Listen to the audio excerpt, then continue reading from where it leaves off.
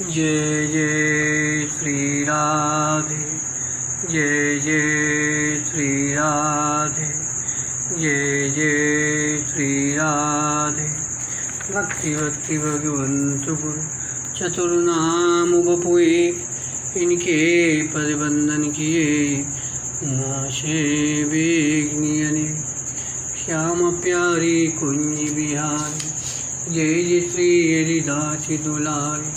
श्याम प्यारी कुंज बिहारी, जय जय श्री हरिदास दुलारी। श्याम प्यारी कुंज बिहारी, जय जय श्री हरिदास दुलारी। आज के सत्संग में श्री संप्रदाय के संस्थापक श्री रामानुजाचार्य जी का चरित्र वर्णन करेंगे। नाभाजी कहते हैं, सहस आश्य उपदेश कर जगत उधार निजतन कियो। गोपूर्वे आरूढ़ उच्च स्वर मंत्र उचार्यो। सूते नर परे जाग 72 श्रवण निधार्यो। तितनी गुरुदेव पद्धति भई न्यारी न्यारी। कुरुतारक शिष्य प्रथम भक्ति मंगलकारी। कृपणपाल करुणा समुद्र रामानुज सम नहीं बियो। सहसाश्य उपदेश कर जगत उधार निजतन की। अकारण करुणा वर्णालय भगवान श्री नारायण कलयुग के जीवों की दुर्दशा देखकर चिंतित हो उठे और विचार करने लगे कि किस प्रकार इन प्रमुख जीवों को भक्ति पथ पर अग्रसर करके श्रेय का भागी बनाया जाए। प्रभु की चिंता श्री शेष जी को असह्य हो गई। वे अत्यंत विनम्रतापूर्वक हाथ जोड़कर जब चिंता का कारण पूछे तो भगवान ने कहा, शेष जी, मैं कलयुग के जीवों के कल्याण की बात सोच रहा हूँ, और सच पूछे तो शिवा आपके मुझे ऐसा कोई दिखता नहीं जिसको कि यह महान कार्य सौंपे। इसलिए अब तुम ही पृथ्वी पर अवतार लेकर जीवों का उद्धार करो। श्री शेष जी श्री लक्ष्मण अवतार में श्री विभीषण शरणागति अपनी आँखों से देख चुके थे और शरणागति धर्म की महिमा श्री प्रभु के श्री मुख से सुन चुके थे। अतः तभी से उनका संकल्प था कि अवसर मिलने पर शरणागति धर्म का प्रचार करूँगा। आज श्री प्रभु ने स्वयं आदेश दिया है। अतः श्री शेष जी ने सहर्ष आज्ञा श्रोधार्य की और श्री रामानुजाचार्य जी के रूप में इस धराधाम पर अवतरित होकर वैष्णव धर्म का प्रचार किया। प्रियादास जी कहते हैं, आशीषो बदन नाम सहस हजार मुको।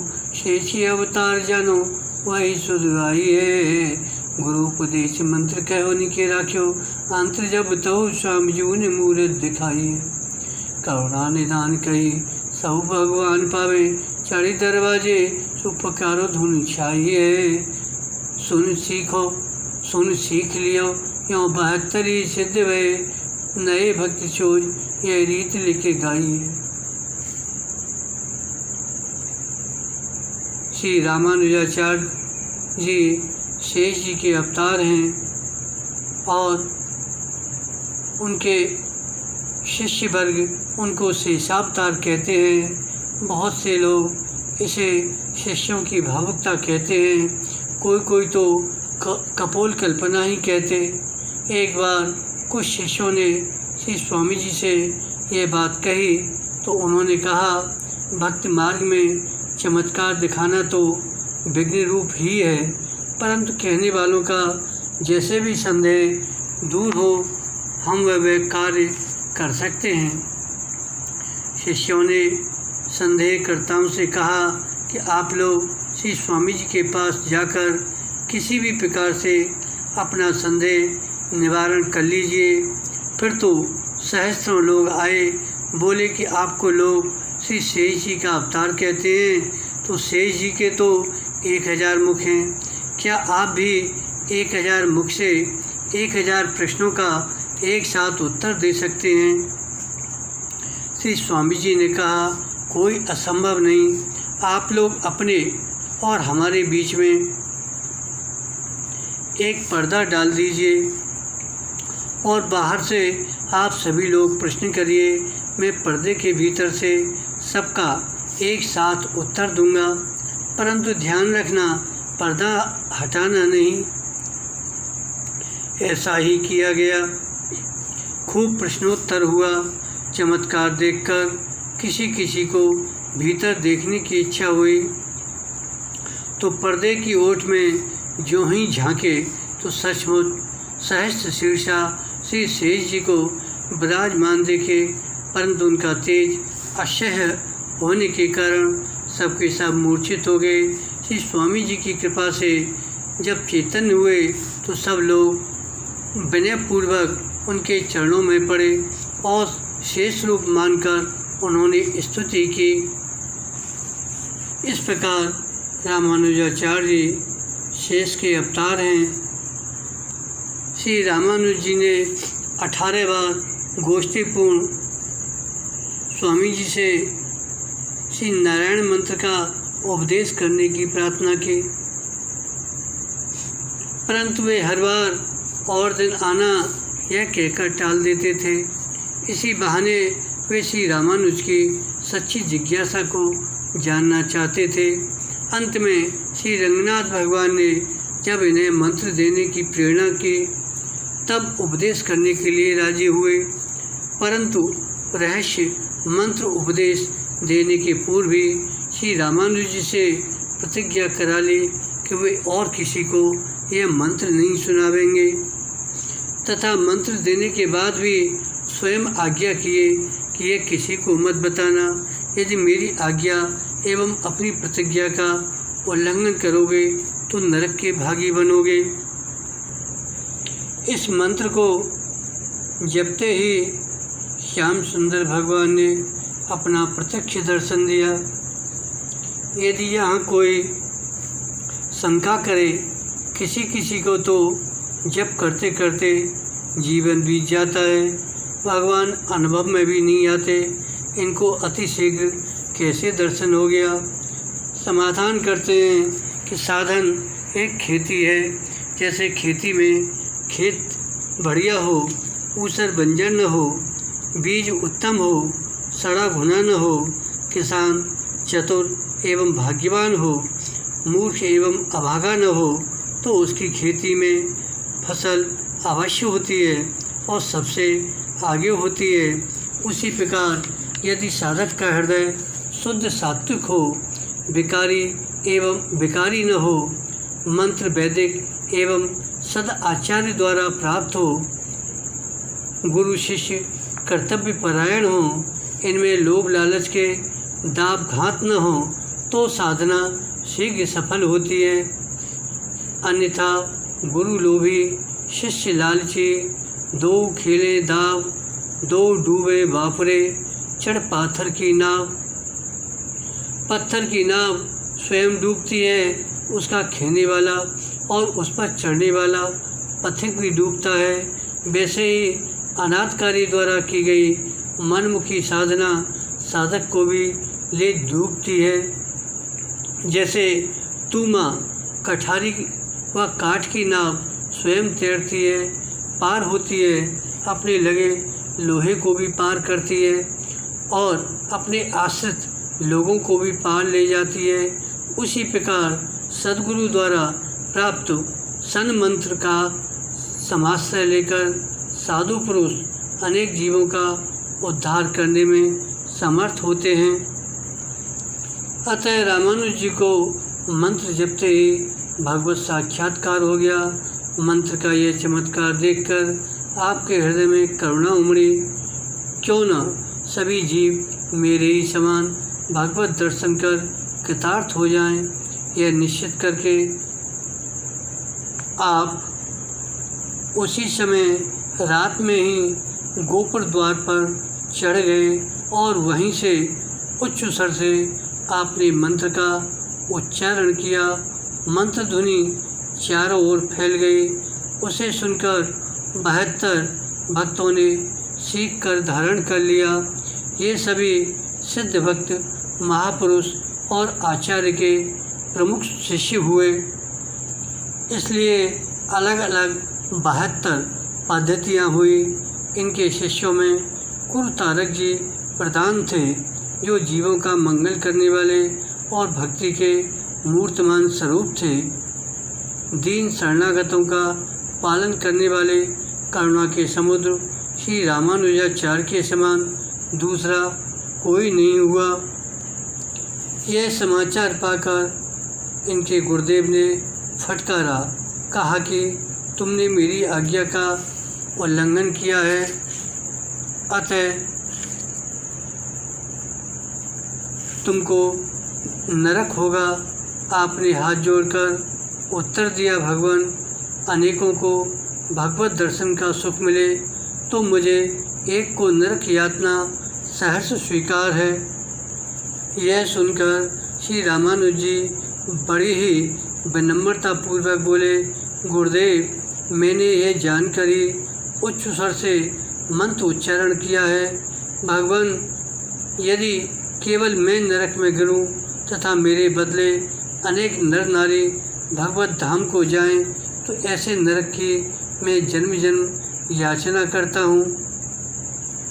श्री रामानुज जी की यह जीव दया देखकर गोष्ठीपूर्ण जी का हृदय भाव से भर गया और मन्नाथ करते हुए उनको हृदय से लगाकर बोले, जहाँ इतनी अपार करुणा है प्राणियों के ऊपर, वे भला कभी नरक में जा सकते हैं। निश्चय ही आप मेरे शिष्य नहीं, मेरे नाथ हैं। मेरे ऊपर महान अनुग्रह करके मुझे बढ़ाई देने के लिए आपने मेरा शिष्यत्व स्वीकार किया है। आप तो नित्य मेरे गुरु हैं। ऐसी उदार भावना देखकर गुरुदेव परम प्रसन्न हुए और उन्होंने आशीर्वाद दिया। प्रियादास जी कहते हैं, इस नवीन एवं विचित्र भक्ति की रीति का मैंने गान किया है।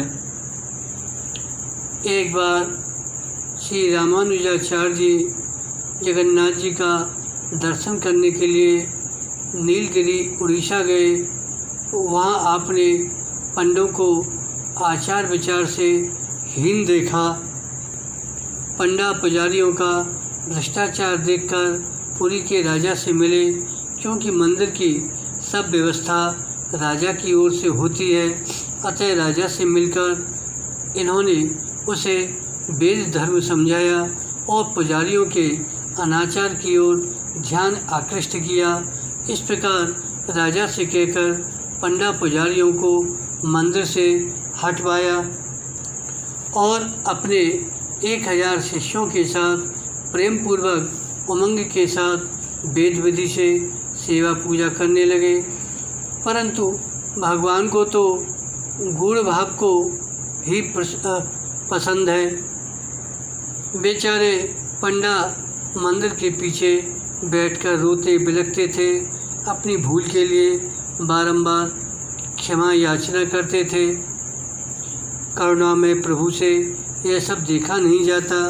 अतः श्री रामानुज से बोले, मुझे तो उन पंडों की ही सेवा अच्छी लगती है, मैं तो उन्हीं को चाहता हूँ। इन्होंने प्रतिवाद किया कि वे तो सर्वदा शूद्रवत आचरण करने वाले हैं, उनकी सेवा क्यों अच्छी लगती है। भगवान ने कहा, वे कुछ भी करते हों, परंतु जब वे हमारे सामने ताली बजा कर नृत्य करते हैं तो हमें बड़ा ही प्रिय लगता है। अतः सेवा कार्य उन्हीं को दे दिया जाए। परंतु ये तो सेवा सौंपना तो दूर रहा, उन्हें मंदिर के जगमोहन में भी घुसने नहीं देते थे। चिपिया लेकर मारने दौड़ते थे। भगवान ने फिर कहा, तब वे बोले, प्रभु, वे तो ऐसे आचारहीन हैं कि स्पर्श योग्य भी नहीं है, फिर आप उनके हाथ का भोग कैसे आरोगोगे। भगवान ने कहा, जिसको मैं स्वीकार कर लेता हूँ उसका परित्याग नहीं करता। सूरदास जी कहते हैं, जाको हरि अंगीकार करो ताके कोटि विघ्न हरि हरि के अभय प्रताप दियो। दुर्वासा मुरीश शतायो सो हरि शरण गयो। प्रतिज्ञा राखी मनमोहन हृता पे पठियो। निकस खम्बते नाथ निरंतर अपने राख लियो। बहु शासना दई प्रहलादई ताहे निशंक कियो। मृतक भय सब सखा जिवाए विष जल जाय पियो। सूर्यदास प्रभु भक्त वत्सले उपमा कौन बियो। भगवान जिसे अंगीकार कर लेते हैं वह सब प्रकार से हीन होकर भी सर्वश्रेष्ठ हो जाता है। तो भगवान ने कहा कि मैंने उन पुजारियों को अंगीकार कर लिया है, अंगीकार करके त्याग करना उचित नहीं है। अब मैं उनका त्याग नहीं कर सकता। मैं तो केवल प्रेम भाव को ही ग्रहण करता हूँ। प्रेमी भक्त के तुच्छ नगण्य अवगुणों को नहीं देखता हूँ, उन्हें ही सेवा सौंप दीजिए। श्री रामानुजाचार्य जी वेद वाक्यों के आधार पर पंडा पुजारियों को अयोग्य ठहराते हुए भगवान श्री जगन्नाथ जी को निरत्तर कर देते। भगवान ने कहा कि मुझे वेदों ने पतित पावन कहा है। आचार्य जी बोले आप उनके घर जाकर चाहे जैसे रहें, मंदिर में तो आपको मर्यादा से रहना पड़ेगा। अंत में भगवान ने कहा आप तो भक्ति के प्रचार के लिए अवतार लिए हैं और यहाँ पुजारी बन बैठे, यह ठीक नहीं है। श्री स्वामी जी ने कहा हम जगत में भक्ति का धर्म का प्रचार करें और आपके यहाँ अनाचार हो, यह भी तो ठीक नहीं है। पहले मूल को ही सुधारना चाहिए। अब तो भगवान चुप लगा गए। प्रतापी भक्त के सामने भगवान का भी बस नहीं चलता। बार बार कहने पर भी जब श्री रामानुज जी ने भगवान की बात पर ध्यान नहीं दिया तो वे उदास हो गए और मंदिर के द्वार पर श्री गरुड़ जी महाराज रहते हैं। उन्होंने जब भगवान को उदास देखा तो उदासी का कारण पूछा। दीन वत्सल भगवान के नेत्रों में आंसू भर आए। बार बार पूछने पर प्रभु ने सब बात गरुड़ जी से कही। तब गरुड़ जी ने कहा जय जय प्रभु, दास के लिए आप आज्ञा करें, मैं सेवा के लिए प्रस्तुत हूँ। तब भगवान ने गरुड़ जी को आज्ञा दी कि रात को सोते समय शिष्यों के समेत श्री रामानुज को उनके देश पहुंचा दो। गरुड़ जी ने श्री जगन्नाथ जी की आज्ञा मान ली और सबको सोते हुए ही उठाकर उनके देश भूतपुरी पहुंचा दिया। प्रातःकाल जागकर देखे तो जगन्नाथ धाम नहीं है, यह तो दूसरी ठौर श्री रंगनाथ धाम है। श्री रामानुजाचार्य ने अपना प्रेम हट और भगवान की भक्त वत्सलता का गूढ़ भाव अनुभव करके सभी शिष्यों को प्रकट बता दिया। उसे जानकर श्री रामानुजाचार्य जी समेत सभी आनंदमग्न हो गए। वे ही सब पुजारी पुनः जगन्नाथ जी की सेवा करने लगे। सच्चे प्रेम को हृदय में रखकर श्याम सुंदर के मन को रिझाने लगे। प्रभु ने अपना गूढ़ प्रेम भाव एवं मंतव्य प्रकट कर दिया कि मैं भक्ति विहीन वेद विधि और आचार से उस प्रकार प्रसन्न नहीं होता जिस प्रकार की सच्चे सहज प्रेम से प्रसन्न होता हूँ। भगवान को प्रसन्न करने के लिए विविध साधनों में प्रेम सर्वोपरि है। श्री रामानुजाचार्य जी का आगे का चरित्र अगले भाग में वर्णन करेंगे। आज यहीं विश्राम करते हैं। बोलो श्री रामानुजाचार्य जी महाराज की जय। भक्ति भगवंत की जय। जय जय श्री राधे, जय जय श्री राधे, जय जय श्री राधे।